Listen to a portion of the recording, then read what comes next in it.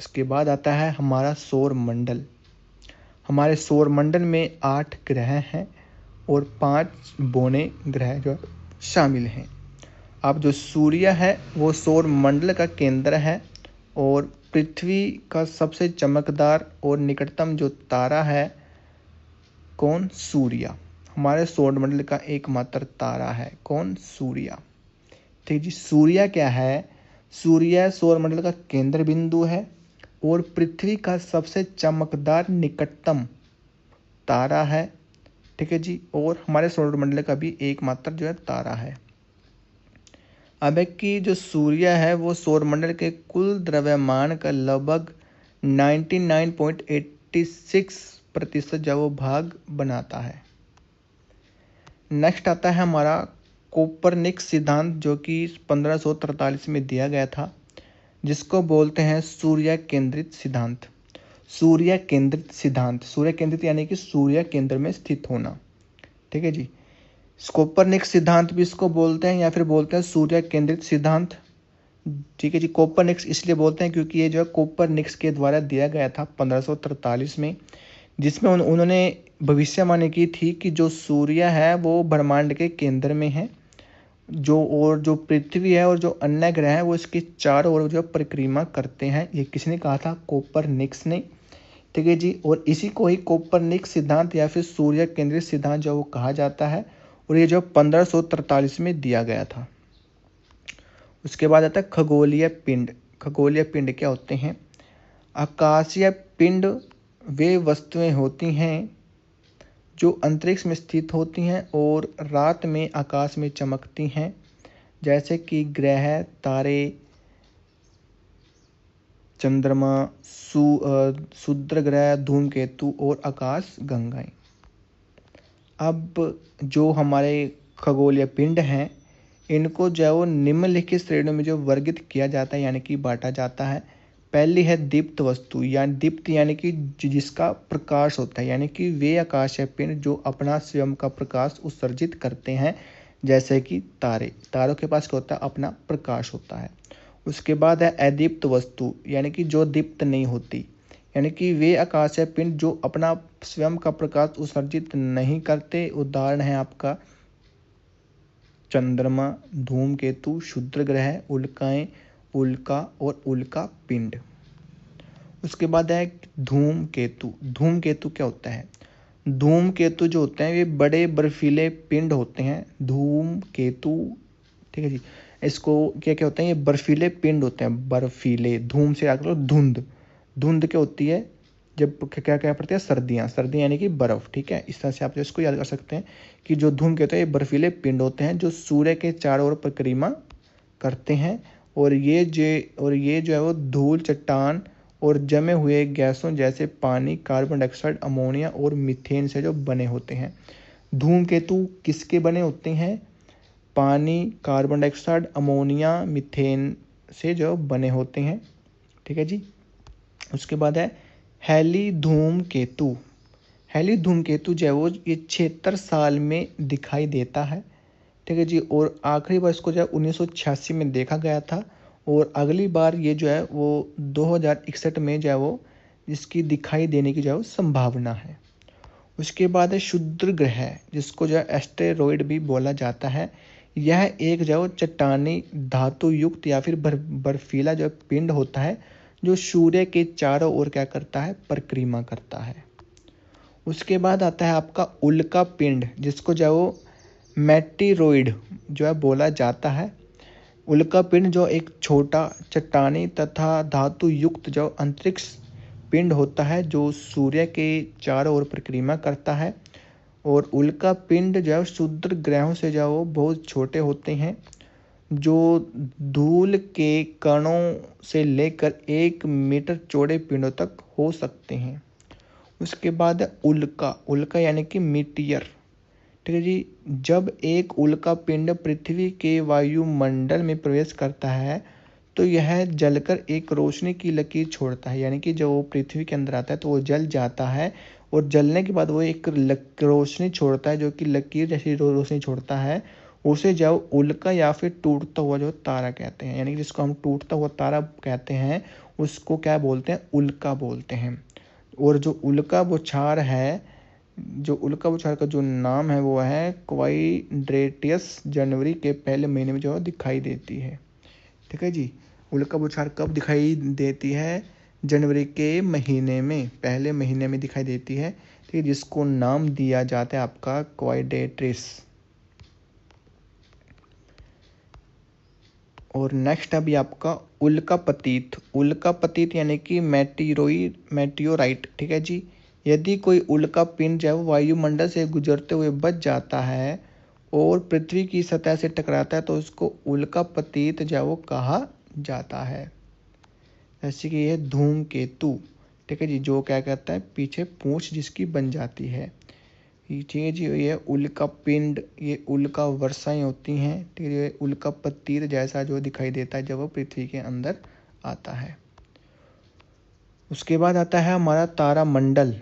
तारामंडल क्या होता है, यानी कि तारामंडल जो कि तारों का समूह होता है जो रात के आकाश में एक विशेष आकृति या आकार बनाने के रूप में जो है वो दिखाई देता है। प्रत्येक तारामंडल एक तारापुंज जो बनाता है, जो तारों का एक समूह होता है जो रात के आकाश में किसी विशेष आकृति का निर्माण करते हैं। तो सबसे पहले है आपका उर्सा मेजर तारामंडल। उर्सा मेजर तारामंडल, इसको जो है वो महान भालू या फिर ग्रेट बियर और या फिर जो सप्तऋषि के नाम से जो जाना जाता है। और यह आपको जो उत्तर आकाश में स्थित एक तारामंडल है। उर्सा मेजर में जो बिग डिपर तारामंडल जो दिखाई देता है। उर्सा मेजर तारामंडल क्या है, इसको जो नाम है वो है आपके महान भालू यानी कि ग्रेट बियर, और इसको भारत में बोलते हैं सप्तऋषि तारामंडल। ठीक है जी, इस तारामंडल में क्या है, बिग डिपर जो तारामंडल है वो दिखाई देता है। और ये हमेशा कहाँ पर होता है, उत्तर दिशा में। उसके बाद नेक्स्ट है आपका शर्मिष्ठा या फिर कैसियोप्पा। यह डब्लू आकार का तारामंडल है। कैसियोप्पा का जो सबसे चमकीला तारा है वो है शेडार, जिसे अल्फा जो है कैसियोप्पा भी कहा जाता है। उसके बाद है सिग्नस। सिग्नस एक जो प्रमुख उत्तरी तारामंडल है जो अपनी विशिष्ट क्रॉस आकृति के लिए जाना जाता है। धनुष और क्रॉस के आकार का नक्षत्र। उसके बाद है ओरियन। ओरियन जिसे हंटर भी कहते हैं यानी कि शिकारी तारा। यह एक तारों का समूह है जो उत्तरी खगोलीय गोलार्ध में सर्दियों के दौरान दिखाई देता है। ओरियन का जो सबसे चमकीला तारा है वो है रिगेल। ठीक है जी, रात के आकाश में जो सबसे चमकीला तारा आपको दिखाई देता है वो है सीरियस। सूर्य के बाद पृथ्वी के सबसे निकटतम जो तारा है वो है आपका प्रोक्सिमा सेंचुरी, यानी कि पृथ्वी का सबसे नजदीक तारा कौन सा है, सूर्य। और सूर्य के बाद कौन सा है, प्रोक्सिमा सेंचुरी। ठीक है जी, प्रोक्सिमा सेंचुरी। ये तारे हैं, आप देख सकते हैं। ये है क्रॉस वाला जिसको सिग्नस बोलते हैं, ये डब्लू के आकार का। ठीक है जी, और ये है आपका चम्मच से आकार का जो दिखाई देता है।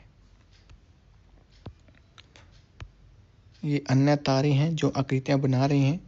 उर्सा मेजर वाला जो पहला है, ठीक है, कैसियोप्पा। उसके बाद है सूर्य।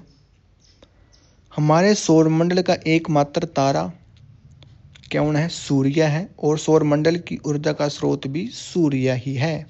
और यह मुख्य रूप से हाइड्रोजन 73%, हीलियम 25 से 28% के बीच होती है। इन दो गैसों का जो बना होता है, हाइड्रोजन का और हीलियम का। पृथ्वी से लगभग 15 करोड़ किलोमीटर यानी कि 149.6 मिलियन किलोमीटर की दूरी पर स्थित है। सूर्य से पृथ्वी की जो दूरी पूछ सकते हैं आपसे, ठीक है, 15 करोड़ या फिर 149.6 मिलियन किलोमीटर। ठीक है जी, प्रकाश को जो है वो 3 लाख किलोमीटर प्रति सेकंड की गति से पृथ्वी तक पहुंचने में जो है 8 मिनट 20 सेकंड का जो समय लगता है। ठीक है जी, जब सूर्य का प्रकाश को पृथ्वी तक पहुंचने में 8 मिनट 20 सेकंड का समय लगता है। और इसकी जो स्पीड होती है वो होती है 3 लाख किलोमीटर पर सेकंड। ठीक है जी, पृथ्वी और सतह पर उसका तापमान होता है वो है 5800 केल्विन या फिर 5600 डिग्री सेल्सियस। केंद्र का जो तापमान है वो 15.7 मिलियन केल्विन होता है। अब है कि प्रकाश वर्ष। प्रकाश वर्ष क्या होता है? प्रकाश वर्ष जो एक लंबाई की इकाई होती है, यानी कि लंबाई मापने की एक इकाई होती है, जिसका उपयोग दो खगोलीय पिंडों के बीच की दूरी मापने के लिए किया जाता है। ठीक है, यह वह दूरी होती है जो प्रकाश एक निर्वात में एक जूलियन वर्ष यानी कि 365 दिन में तय करता है। एक प्रकाश वर्ष जो है वो 9.461 गुणा 10⁻12 जो है वो किलोमीटर के बराबर होता है। ठीक है जी। उसके बाद है आपकी सूर्य की परतों के बारे में पढ़ेंगे। सूर्य की परतें, ठीक है जी। जो प्रकाश मंडल होता है जिसको फोटोस्फीयर भी बोला जाता है, यह सूर्य की एकमात्र जो है दृश्य सतह होती है, यानी कि जिसको हम देख सकते हैं। उसके बाद है वर्णन मंडल, जिसको जो है कोस्मोस्फीयर बोलते हैं। यह प्रकाश मंडल के ठीक ऊपर एक मंद लाल वलय के रूप में जो है दिखाई देती है। ठीक है जी, वर्ण मंडल। उसके बाद है सूर्य किरीट, जिसको कोरोना बोलते हैं। ठीक है जी, सूर्य के वायुमंडल की भारी परत होती है सूर्य किरीट, और यह अत्यधिक गर्म होती है। ठीक है जी, और प्रकाश मंडल की तुलना में अधिक इसका तापमान होता है, और केवल सूर्य ग्रहण के दौरान ही जो है वो देखी जाती है। ठीक है जी, सूर्य की परतों के बारे में पढ़ लिया, सूर्य के बारे में पढ़ लिया।